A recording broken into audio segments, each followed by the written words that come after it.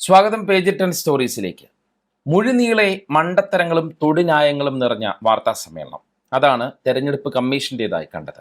TN ശേഷനെ പോലെയുള്ള ജനാധിപത്യത്തിൻ്റെ കാവലാളുകൾ ഇരുന്ന കസേരയിൽ ഇരുന്നാണ് ഗാനേഷ് കുമാറിനെ പോലെയുള്ളവർ ഈ മണ്ടത്തരങ്ങൾ വിളമ്പുന്നത് എന്നറിയുമ്പോഴാണ് അത് കൂടുതൽ ലജ്ജാകരമായി മാറുന്നത്. ഇന്ത്യൻ ജനാധിപത്യ വ്യവസ്ഥയുടെ വിശ്വാസ്യതയെ തന്നെ ചോദ്യം ചെയ്യുന്ന വെളിപ്പെടുത്തലിന് അല്ലെങ്കിൽ രാഹുൽ ഗാന്ധി തെളിവ് സഹിതം പുറത്തുവിട്ട ഒരു കാര്യത്തിനും മറുപടിയില്ല, ഉത്തരവുമില്ല. പകരം ഗാനേഷ് കുമാർ നൽകിയത് സാമാന്യ യുക്തിക്ക് നിരക്കാത്ത തൊടുന്യായങ്ങൾ മാത്രമായിരുന്നു. അവ ഓരോന്നും വീണ്ടും വീണ്ടും പരിശോധിക്കപ്പെടേണ്ടതുണ്ട്, വിലയിരുത്തപ്പെടേണ്ടതുണ്ട്. പലയിടത്തായി ചിതറിക്കിടക്കുന്ന കമ്മീഷന്റെ വിശദീകരണങ്ങളിൽ പല വൈരുദ്ധ്യങ്ങളും അജണ്ടകളും ഒളിഞ്ഞുകിടപ്പുണ്ട് എന്നുള്ള കാര്യം ഉറപ്പാണ്. അത് ക്രോഡീകരിച്ച് പരിശോധിക്കാനാണ് ഈ വീഡിയോയിലൂടെ ശ്രമിക്കുന്നത്. എന്തായാലും തെരഞ്ഞെടുപ്പ് കമ്മീഷന്റെ വാർത്താ സമ്മേളനം അവരെ തന്നെ വെട്ടിലാക്കിയിരിക്കുന്നു എന്നതാണ് സത്യം. അതെങ്ങനെയെന്നും നമുക്ക് പരിശോധിക്കാം. രാഹുൽ ഗാന്ധിയുടെ ചോദ്യങ്ങൾക്കൊപ്പം ഗാനേഷ് കുമാറിനോട് നേരിട്ട് ചോദിച്ച പരംജോയ് ഗുഹ ഠാക്കൂർത്ത എന്ന സ്വതന്ത്ര മാധ്യമ പ്രവർത്തകന്റെ പ്രസക്തമായ ചോദ്യങ്ങൾക്കും തെരഞ്ഞെടുപ്പ് കമ്മീഷൻ മറുപടി നൽകിയില്ല. എന്താണ് അദ്ദേഹം ചോദിച്ചത്? അതിലൂടെ നമുക്ക് ഈ വീഡിയോ തുടങ്ങാം എന്ന് തോന്നുന്നു. Sir few questions. इतना हड़बड़ी में आपको SIR करने का क्या जरूरत है जब बाहर चल रहे बिहार में बारिश के समय, और समय बहुत लोग कह रहे हैं बहुत कम है. आपको सुप्रीम कोर्ट ने आदेश किया 14 तारीख के दिन, आपको मशीन रीडेबल जो 65 लाख लोग का नाम नहीं है तो आपको देना पड़ेगा. इससे पहले आपने क्यों नहीं दिया?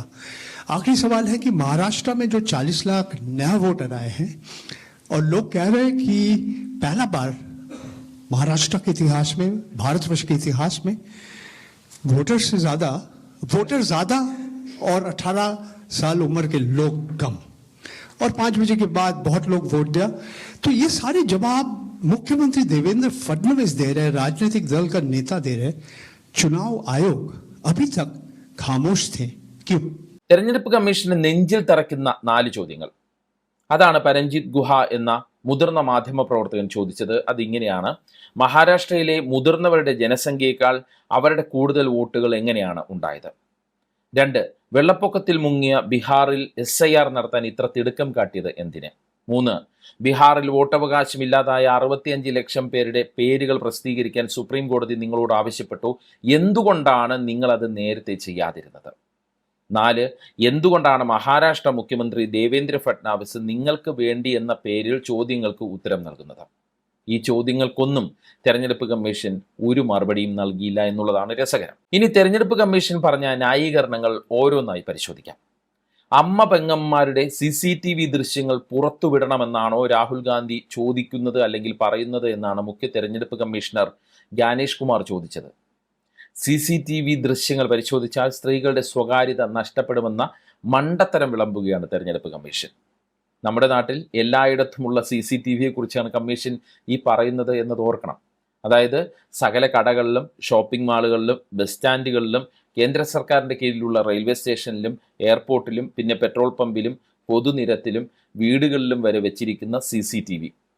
കുറ്റകൃത്യങ്ങളിലും അപകടങ്ങളിലും തെളിവായി സ്വീകരിക്കുന്ന അതേ CCTV ദൃശ്യങ്ങൾ. അതായത് CCTV ദൃശ്യങ്ങളിലൂടെ നമ്മൾ ഓരോരുത്തരുടെയും ചലനങ്ങൾ നിരീക്ഷിക്കപ്പെട്ടുകൊണ്ടിരിക്കുന്ന കാലത്താണ് തെരഞ്ഞെടുപ്പ് കമ്മീഷൻ പറയുന്നത് പോളിംഗ് ബൂത്തിലെ വോട്ട് ചെയ്യുന്ന 5 മിനിറ്റ് ദൃശ്യം പുറത്തുവിട്ടാൽ അത് സ്വകാര്യതാ ലംഘനമാകുമെന്ന്. അടിപൊളി എന്നല്ലാതെ എന്ത് പറയാൻ. അടുത്തതായി പറഞ്ഞത് ഡിജിറ്റൽ വോട്ടേഴ്സ് ലിസ്റ്റ് കൊടുത്താൽ സ്വകാര്യതാ വിവരങ്ങൾ അല്ലെങ്കിൽ സ്വകാര്യ വിവരങ്ങൾ പുറത്തു പോകുമത്രേ. അങ്ങനെയുള്ളത് പുറത്തുവിടരുത് എന്ന് 2019 സുപ്രീം കോടതി പറഞ്ഞിട്ടുണ്ടെന്നും കമ്മീഷൻ ഊന്നി പറയുന്നു. എന്നാൽ പ്രിന്റഡ് കോപ്പി തരാം, പ്രശ്നമില്ല എന്നും കമ്മീഷൻ പറയുന്നു. എന്ത് വൈരുദ്ധ്യമെന്ന് നോക്കൂ. പ്രിന്റഡ് കോപ്പിയും ഡിജിറ്റൽ കോപ്പിയും തമ്മിൽ എന്ത് വ്യത്യാസം എന്നൊന്നും ആരും ചോദിക്കരുത് പ്ലീസ്. ഇന്ത്യയിലെ ജനങ്ങളുടെ സാമാന്യ യുക്തി ചോദ്യം ചെയ്യുകയാണ് സത്യത്തിൽ തെരഞ്ഞെടുപ്പ് കമ്മീഷൻ ഇത്തരം ഉത്തരങ്ങളിലൂടെ ചെയ്യുന്നത്. കൂടാതെ മറ്റൊരു കാര്യം കൂടി പറയുന്നു: മെഷീൻ റീഡബിൾ വോട്ടർ പട്ടിക പുറത്തുപോയാൽ അത് തിരുത്തപ്പെടുമെന്ന്. തെരഞ്ഞെടുപ്പ് കമ്മീഷന്റെ സൈറ്റിൽ കിടക്കുന്ന വോട്ടർ പട്ടിക എങ്ങനെയാണ് മറ്റൊരാൾക്ക് തിരുത്താൻ കഴിയുക എന്നതാണ് ഏറ്റവും ബഹുരസമായ കാര്യം. അതായത് തെരഞ്ഞെടുപ്പ് പ്രക്രിയയിൽ ആർക്കും എന്ത് തട്ടിപ്പ് വേണമെങ്കിലും ചെയ്യാം, ചോദിച്ചാൽ അതെല്ലാം പ്രൈവസി ആണെന്ന് മറുപടി പറയുന്ന ഒരു തെരഞ്ഞെടുപ്പ് കമ്മീഷനാണ് ഇന്ത്യയിൽ ഇന്നുള്ളത് എന്ന് നമുക്ക് മനസ്സിലാക്കണം. ഏറ്റവും രസകരമായ കാര്യം, വീട്ടു നമ്പർ 0, ഒരേ വിലാസത്തിൽ കൂട്ടത്തോടെ വോട്ടർമാർ, ഇതെങ്ങനെ സംഭവിച്ചു എന്നൊക്കെയുള്ള ചോദ്യത്തിന് ഉത്തരമാണ് ഏറ്റവും രസകരമായ കാര്യം. ആ ചോദ്യത്തിൻ്റെ ഉത്തരം ഇങ്ങനെയാണ്: ക്രമക്കേടല്ല, ഇന്ത്യയിൽ വീടില്ലാത്തവർ കോടിക്കണക്കിന് ആളുകളുണ്ട്, അവർക്ക് വോട്ടുണ്ടാവും.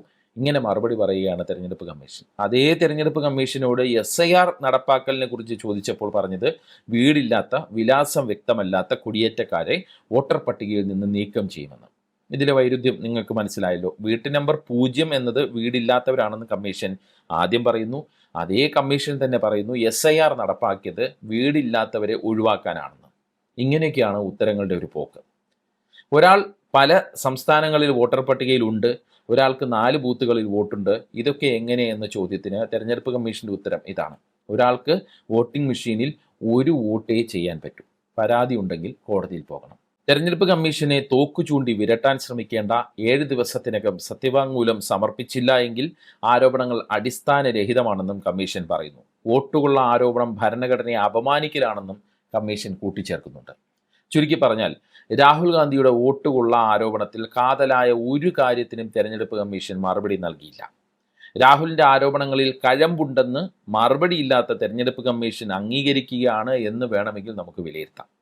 രാഹുൽ ഉയർത്തിയ ചോദ്യങ്ങൾ ഇന്ത്യൻ ജനാധിപത്യ വ്യവസ്ഥയ്ക്ക് മുന്നിൽ ആശങ്ക ഉയർത്തുന്ന, ജനാധിപത്യ വിശ്വാസികളെ പേടിപ്പിക്കുന്ന കാര്യങ്ങളായി തന്നെ നിൽക്കുകയാണ്. രാഹുൽ കൃത്യമായ തെളിവുകളുമായി ചോദ്യങ്ങൾ ചോദിച്ചപ്പോൾ തെരഞ്ഞെടുപ്പ് കമ്മീഷൻ നടത്തിയത് രാഷ്ട്രീയ നേതാക്കൾ നടത്തുന്ന തരത്തിലുള്ള കവലപ്രസംഗം മാത്രമാണ്. തെളിവില്ല, രേഖയില്ല, ഡിജിറ്റൽ പ്രസൻറ്റേഷൻ ഇല്ല, ഒന്നുമില്ല. നേരത്തെ സൂചിപ്പിച്ചതുപോലെ കമ്മീഷൻ്റെ വാർത്താ സമ്മേളനം അവരെയും BJPയെയും കൂടുതൽ വെട്ടിലാക്കി എന്ന് വേണം നമുക്ക് വിലയിരുത്താം, അല്ലെങ്കിൽ അങ്ങനെ തന്നെ നമ്മൾ കരുതണം. കമ്മീഷൻ നൽകിയ ഉത്തരങ്ങൾ കൂടുതൽ ചോദ്യങ്ങളാണ് ഉയർത്തുന്നത്. മാത്രമല്ല, തെരഞ്ഞെടുപ്പ് കമ്മീഷൻ്റെ ഈ വിശദീകരണങ്ങളിലൂടെ വലിയ തോതിൽ അവർ പ്രതിരോധത്തിലാണ് എന്ന് മനസ്സിലാക്കാനും പറ്റി. ഗോദി മീഡിയകൾക്ക് പോലും ന്യായീകരിക്കാൻ പറ്റാത്ത സ്ഥിതി വന്നിരിക്കുന്നു. സോഷ്യൽ മീഡിയ ഇൻഫ്ലുവൻസേഴ്സ് എല്ലാം വിവിധ ചോദ്യങ്ങൾ മുന്നോട്ട് വയ്ക്കുകയാണ്. CCTV ദൃശ്യങ്ങളെക്കുറിച്ചും ഡിജിറ്റൽ വോട്ടർ പട്ടികയെക്കുറിച്ചും അവർ ചോദ്യങ്ങൾ തൊടുക്കുകയാണ്. സോഷ്യൽ മീഡിയ പ്ലാറ്റ്ഫോമുകൾ പോലും നമ്മുടെ എല്ലാ വിവരങ്ങളും ശേഖരിക്കുന്ന ഇക്കാലത്ത് പ്രൈവസി വാദത്തെ അവർ തള്ളിക്കളയുകയാണ്. ഡിജിറ്റൽ ലോകത്തെ മനഃപ്പാടമാക്കിയ യുവതയുടെ മനസ്സിലേക്ക് ഇൻഫ്ലുവൻസേഴ്സിൻ്റെ ഈ ചോദ്യങ്ങൾ ചെന്ന് തറയ്ക്കുകയാണ്. വോട്ടുകൊള്ള ആരോപണം ഭരണഘടനയ്ക്ക് അപമാനം എന്നൊക്കെയുള്ള മുട്ടാപ്പോക്ക് ന്യായങ്ങളെ പുതുതലമുറ തള്ളിക്കളയുകയാണ്. കമ്മീഷനെ വിരട്ടാൻ നോക്കരുത് എന്ന പ്രതികരണത്തെയൊക്കെ ഇൻഫ്ലുവൻസർമാർ പരിഹസിക്കുകയാണ്. BJPയുടെ ലോക്സഭാ തെരഞ്ഞെടുപ്പ് വിജയത്തെ സംശയത്തോടെ തന്നെയാണ് പുതുതലമുറ ഇപ്പോൾ നോക്കിക്കാണുന്നത്. അതേസമയം രാഹുൽ ഗാന്ധി പുതിയ ഉയരങ്ങൾ താണ്ടുകയാണ്. അദ്ദേഹം അപ്ലോഡ് ചെയ്യുന്ന പോസ്റ്റുകളും വീഡിയോകളും പുതുതലമുറ ശ്രദ്ധയോടെ കാണുകയാണ്. തെരഞ്ഞെടുപ്പ് കമ്മീഷന്റെ വാർത്താ സമ്മേളനം കഴിഞ്ഞതോടെ രാഹുൽ ഗാന്ധിക്ക് കൂടുതൽ വിശ്വാസ്യത കൈവന്നിരിക്കുന്നു എന്ന് തന്നെ പറയാം. പ്രധാനമന്ത്രിയുടെ സോഷ്യൽ മീഡിയ പ്ലാറ്റ്ഫോമുകളിലെ വ്യൂസിനെ രാഹുൽ ബഹുദൂരം പിന്നിലാക്കുകയാണ്. രാഹുൽ ഗാന്ധിയെ എത്രത്തോളം ഭരണകൂടം പേടിക്കുന്നു എന്ന കാര്യവും ഓരോ ദിവസവും തെളിഞ്ഞു വരികയാണ്. രാജ്യത്തിൻ്റെ മനസ്സാക്ഷിയുടെ വലിയ പങ്കും അയാൾ സ്വന്തമാക്കുന്നു എന്ന് തന്നെ നമുക്ക് വിലയിരുത്താം. ഇനി എന്താണ് സംഭവിക്കുക? രാഹുൽ ഗാന്ധിയെ പൂട്ടാൻ പുതിയ തന്ത്രങ്ങളുമായി BJP രംഗത്തെത്തുമോ? അതിന് തെരഞ്ഞെടുപ്പ് കമ്മീഷനെ തന്നെ ഉപയോഗിക്കുമോ? പുതിയ കേസുകൾ രൂപപ്പെടുമോ? ഒരുപാട് ചോദ്യങ്ങളാണ് ഇതുപോലെ സാമാന്യ ജനങ്ങളുടെ മനസ്സിലേക്ക് ഉയർന്നു വരുന്നത്. കാത്തിരുന്ന് കാണേണ്ട കാര്യങ്ങളാണ് ഇതൊക്കെ.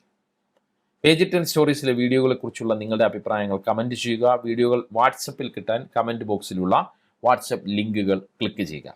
നന്ദി, നമസ്കാരം.